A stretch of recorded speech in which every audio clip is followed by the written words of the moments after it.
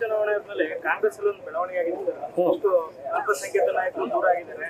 ಮತ್ತೊಂದೆಡೆ ನಿಮ್ಮ ಪಕ್ಷಕ್ಕೆ ಈಗ ಜಮೀರ್ ಅಹಮದ್ ಅವ್ರು ಬರ್ತಾರೆ ನೋಡಿ, ಕೂತು ಹೋಗಲ್ಲ ಅಂತಾರೆ. ಅದು ಯಾವುದನ್ನು ಸೀರಿಯಸ್ ತಗೋಬೇಡಿ.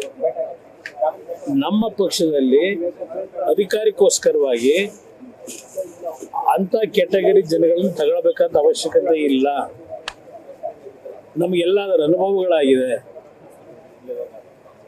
ಯಾವುದೇ ಕಾರಣಕ್ಕೂ ಆ ಸಬ್ಜೆಕ್ಟ್ನೇ ರೈಸ್ ಮಾಡಬೇಡಿ ನನ್ನ ಹತ್ರ.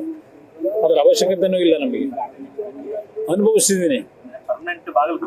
ಅದು ಯಾವುದೇ ಕಾರಣಕ್ಕೂ ನಾವು ಏನೋ ರಾಜಕೀಯದಲ್ಲಿ ಏನೋ ಆಗ್ಬಿಡುತ್ತೆ, ಏನೋ ಶಕ್ತಿ ಬಂದ್ಬಿಡುತ್ತೆ ಅಂತ ಹೇಳಿ ನಾವು ಬೆಂದ ಮನೆಯಲ್ಲಿ ಗಳ ಹಿರಿಯ ಕೆಲಸಕ್ಕಂತೂ ಕೈ ಹಾಕಲ್ಲ. ನೀವೇ ದೂರ ಆಗಿದ್ದಾರೆ, ಮುಂದಿನ ದಿನಗಳಲ್ಲಿ ದೂರ ಆಗ್ತಾರೆ ಅಂತ ಸರ್.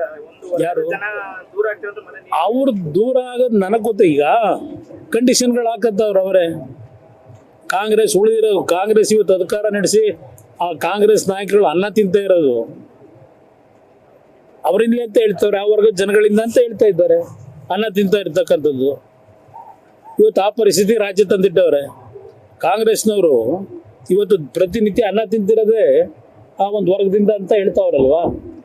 ಇವತ್ತು ಅದನ್ನು ಯಾರಾದರೂ ವಿರೋಧ ಮಾಡಿದ್ದೀರಾ ಕಾಂಗ್ರೆಸ್ನವರು? ಅದರಿಂದ ಎಲ್ಲೆಲ್ಲಿಗೆ ಹೋಗುದು ನೋಡೋಣ ಬನ್ನಿ. ಸರ್, ಚಿಕ್ಕಮಗಳೂರಲ್ಲಿ ನಿಖಿಲ್ ಕುಮಾರಸ್ವಾಮಿ ಅವರು ಒಂದು ಹೇಳಿಕೆ, ನಾವು ಬಿಜೆಪಿ ಜೊತೆ ಮೈತ್ರಿ ಇದ್ದೇವೆ, ಸಿದ್ಧಾಂತದಲ್ಲಿ ರಾಜಿ ಇಲ್ಲ ಅನ್ನೋದು ಚರ್ಚೆ. ನಮ್ಮ ಸಿದ್ಧಾಂತ ನಮ್ದು ಇದ್ದೇ ಇರ್ತದೆ. ನಮ್ಮಲ್ಲಿ ಕೆಲವು ಮೊದಲಿಂದಲೂ ದೇವೇಗೌಡರ ಕಾಲದಿಂದ ನಮ್ಮ ಒಂದು ರಾಜಕೀಯದಲ್ಲಿ ತಗೊಳ್ತಕ್ಕಂಥ ನಿರ್ಧಾರಗಳ ಸಿದ್ಧಾಂತಗಳ ಬಗ್ಗೆ ಅದರಲ್ಲಿ ಬದಲಾವಣೆ ನಾವು ರಾಜಿ ಆಗ್ತಕ್ಕಂಥದ್ದೇನು.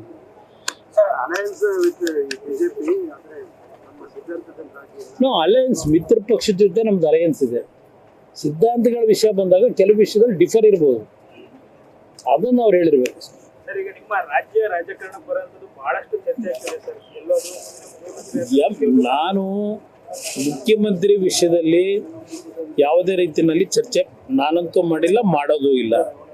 ನನಗೆ ಬೇಕಾಗಿರೋದು ಕರ್ನಾಟಕ ಉಳಿಬೇಕು. ಇವತ್ತು ಕರ್ನಾಟಕ ಯಾವ ಪರಿಸ್ಥಿತಿ ತೆಗೆದುಕೊಂಡು ಹೊರಟಿದ್ದಾರೆ ಈ ಸರ್ಕಾರ, ಕರ್ನಾಟಕ ಉಳಿಸ್ತಕ್ಕಂಥ ದೃಷ್ಟಿಯಿಂದ ನನ್ನ ದುಡಿಮೆ ಇರ್ತದೆ. ತೀರ್ಮಾನ ಜನ ಮುಂದೆ ತೀರ್ಮಾನ ಮಾಡ್ತಾರೆ. ಅದಕ್ಕೆ ಈಗ ಮಗು ಹುಟ್ಟೋದಕ್ಕಿಂತ ಮುಂಚೆ ಕುಲಾವಿ ಹೊಲಿಸ್ಕೊಂಡ್ರು ಅಂದಂಗೆ ಆಯ್ತು. ಬಿಜೆಪಿ ಯಾವುದೇ ಚರ್ಚೆ ಇಲ್ಲ. ಆದ್ರೆ ಕುಮಾರಸ್ವಾಮಿ ಅವರೇ ಮುಂದಿನ ಮುಖ್ಯಮಂತ್ರಿ ಅಂತ ನಿಮ್ಮ ಜೆಡಿಎಸ್ ಪಕ್ಷ ಶಾಸಕರು ಹೇಳ್ತಾರೆ. ಈಗ ಬಿಜೆಪಿನಲ್ಲೂ ಹೇಳ್ತಾರೆ ನಮ್ಮ ಮುಂದಿನ ನಾಯಕರು ಅಂತ ಹೇಳಿ. ನಮ್ಮ ಪಕ್ಷದಲ್ಲಿ ಇರ್ತಕ್ಕಂಥವ್ರು ಕೆಲವರು ಅಭಿಮಾನಿಗಳು ಹೇಳ್ತಾರೆ. ಅದಕ್ಕೆ ನಾವು ತಲೆ ತಿರುಗೋಬೇಕಾ? ಪಾಪ ಕೂಗರ್ ಕೂಗ್ತಾ ಇರ್ತಾರೆ.